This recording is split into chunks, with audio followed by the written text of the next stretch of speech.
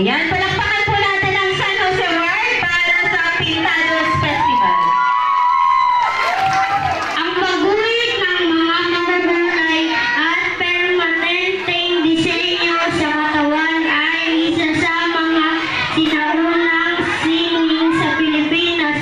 Ang paglalagay ng tattoo o tattoo sa Ingles ay tinatawag itong batik sa Cordillera